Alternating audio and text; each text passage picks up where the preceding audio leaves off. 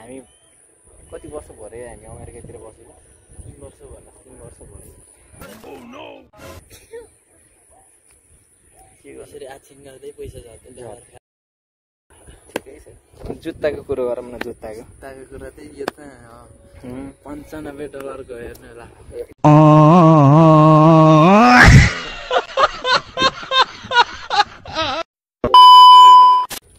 Hello नमस्ते bro सबैजना सञ्चार हुनुहुन्छ होला म पनि अति नै सञ्चारमा छु सो फाइनली चाहिँ टक्क लगाएर हामी लेक साइडमा छौँ है म र प्रदीप मित्र आमा के छ सर फर्स्ट टाइमै हो भनौँ न है ब्लगमा वेलकम गर्नुभएको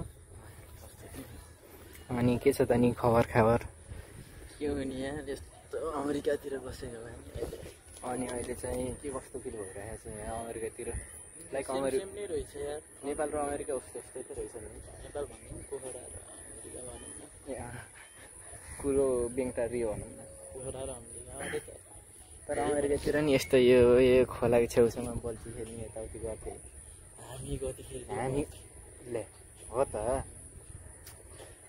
उस्तै बल्छी खेलेर नि पेट पाल्ने माछा बेच्ने पेट पाल्ने लाखौँ कमाइन्थ्यो घरडै भनौँ न के गाह्रो थियो र भनेको ए उबेला चलाइयो के गाह्रो थियो र चलाउनु केही थिएन डलर झराल्ने त पैसा त्यही हो अहिले पोखरामा आएर हामीले पैसाको चिन्ता भन्ने चिज केही छैन डलर फेरि यहाँ चल्न त चल्दो रहेछ नि त चल्छ नि हामीलाई डलर नचल्ने भए गाह्रो थियो नि हेर्नु फेरि साह्रै के गर्नु यस्तै छ हामी कति वर्ष भयो हामी अमेरिकातिर बसेको 3 वर्ष भयो 3 वर्ष भयो बाल्छी खेल्ने बस्ने कामै त्यही थियो अरू चाहिँ केही नै थियो माछा पनि यत्रो हो र कत्रो पारिन्थ्यो हामीले मभन्दा अलिक ठुलो हो अलि सानो बल्ल बल्ल बोक्थ्यो त्यही हो अनि यो चाहिँ एउटा माछाको 2-3 लाख पर्थ्यो एउटा माछालाई 2-3 लाख कहीँ जाला भन्न पर्थ्यो होइन होला के हो कसरी आछिन गर्दै पैसा जान्छ ए हामी त बाटा गिदाएर पनि पैसा कमाइन्थ्यौँ अमेरिकामा होइन अहिले नेपाल आएर जे होस् पैसा कमाएर हामीलाई अलिक खासै केही गाह्रो छैन भनौँ न 1.5 लाखको साइकल त्यसै चढिन्छ यता हेरौँ न साइकल ल्यान्डिङ फेरि के गर्नु उता डलर कमाइएको थियो यता 1.5 लाखको साइकल चढेर अब फेरि नयाँ के अनि 10-12 लाखको नयाँ के किनौँ भन्ने भयो क्या हामीलाई फेरि त्यही त गाह्रो छ के गर्नु है अब यस्तै त रहेछ जिन्दगी भनेको अब गाह्रो त के गाह्रो सजिलै छ भनौँ न है नसक्नु पऱ्यो कि माछा मारेर पनि पैसा कमाइ फेवातालमा माछा मारेर खासै कमाइ होला जस्तो लागेन अमेरिका छिर्नुपर्छ उता हामी अमेरिकाको लामी डाँडा हुँदाखेरि ए त्यो बिर्खे माइलो क्या ए है अब अहिले त गाउँतिर आएर रे त मैले पनि त्यही सुनेको त्यही त त्यही त्यो तनहुँतिर माछा मारेर हिँड्छ अरे आजभोलि ए के छ त 1.5 लाख कमाइन्थ्यो यता त किलोको 800 त्यस्तै हुन्छ धेरै गाह्रो रहेछ पनि देखिए पनि होइन यो हामी पहिला यतातिर केही थिएन अहिले भनियो भने घरभरि लटाएर डाँडा त छोडेन त्यता हेरौँ यतातिरै लटारामै भरियो कि हामीले ऊ बेला जग्गा किनेको भयो मालामाल भयो पैसा पनि ऊ बेला 72 रक्सीमा जग्गा पाउँदै वास्तव गर्ने यस्तो त्यत्रो जान्छ हिँड्न परेको छ होइन लगाएर हिँडेको भनौँ न अब ब्रान्डेड पनि कति लगाउने घरिघरि यस्तोमा पनि कस्तो कम्फर्टेबल हुँदो रहेछ भन्ने चिजको हामीलाई एक्सपिरियन्स लिनु मन लाग्यो ठिकै छ जुत्ताको कुरो गरौँ न जुत्ताको कुरा चाहिँ यो त $95 को हेर्नु होला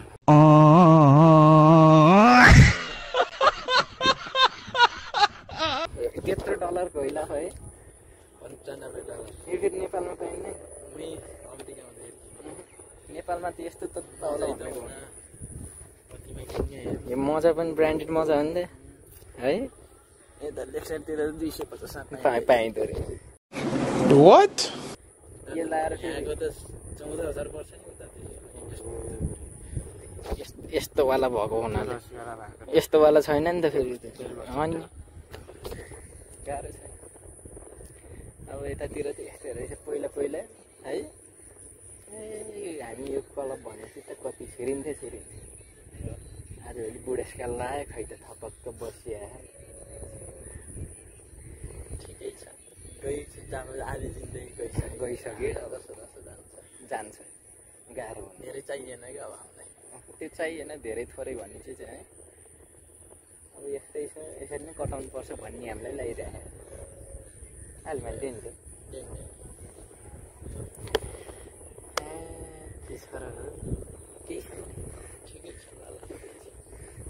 पहिला यतातिर कति मकै खेती गर्थ्यो अहिले 5 गरेर गयो हेर।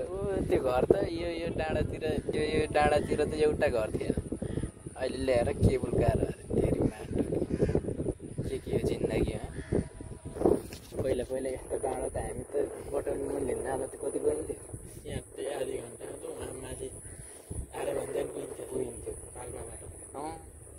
त्यति बेलाबाट पैसा छँदा के गर्ने यो दोहोरीतिर त कति छिरिए दोहोरी झाम्रे यो तलबतिर त क्याटलतिर कति छिरिए है।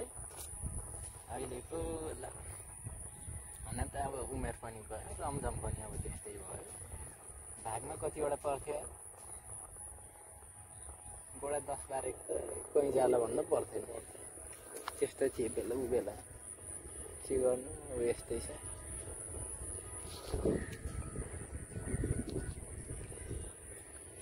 त्यो फेवातालको बिचमा पहिला मन्दिर थियो। पहिला नि थियो पहिला पनि थियो। लाइट पनि झलल बोल्ने हालेछ पहिला त थिएन यस्तो लाग्छ। पहिला यस्तो थिएन अनि धेरै विकसित भएछ 3 वर्षमा यत्रो चेन्ज हुँदो रहेछ। काठमाडौँतिर झन् कति भयो। काठमाडौँ पनि हामीलाई त पानी पाउँदो रहेछ है। अब यो साइकल अहिले यतातिर राख्नु पऱ्यो। यो साइकल पनि नेपालमा पाइन्न। अस्ट्रेलियाबाट मगाउनु पर्छ। यो फोन पनि आजभोलि साह्रै महँगो छ नि। महँगो फोन हो नि यो त होइन। महँगो फोन कति चलाउनु भनेर सस्तो फोन ल्याएको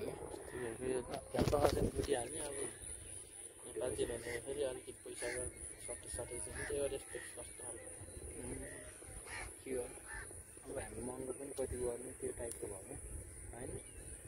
डलर अझै पनि छ क्या तपाईँको डलर 5 को डलर 10 को डलर डलरबाट साटेको होला है। डलरबाट यस्तो नि त्यही त के गर्नु है। यो 9 पहिलाको कति ठुलो पो थियो। पैसाको छ होला सम्झना त हो मान्छेमा सम्झना होला। केटाकेटी सम्झना बिर्सना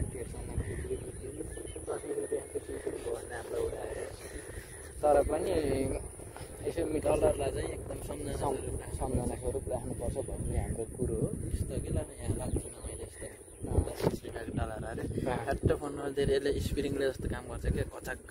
ए हो है त नहोस् कि कचाक्क होस् कि त्यो पनि हो न त। यसको सिमले बचाउँछ नि यसको सिमले त धेरै काम गर्छ नि। सिमले यसको सिम जस्तो राम्रो केही होइन लाग्छ। सिमले बचाउँछ कोही बेला गरिम भयो हिमाल गावा करेक्ट बाउरे यो म टन्च कुरा गरेछ के गाह्रो छ कारण नि छ नि भनौँ त। अनि हिमाल गावा सर आउँछ अब फोन खसिहाल्यो भने उसको सिङले बचाउँछ। डलरको फाइदा त धेरै छ बयान गरि नसक्ने छ भनौँ है। अब डलर बोकेर त्यत्तिकै डलर बोकेर हिँड्नुको कारण त्यत्तिकै पनि त छैन नि। अमेरिकातिर हुँदा है त्यस्ता थियो दिन फेरि पनि हुन्छ। साराहरू त हाम्रो चल्दो रहेछ त पोखरातिर त है। त हाम्रोतिर यस्तो हुन्थेन नि नर्मल के न जाडो न गर्मी। अब यसो भ्यू हेरौँ है सट्ट। ल ठिक छ।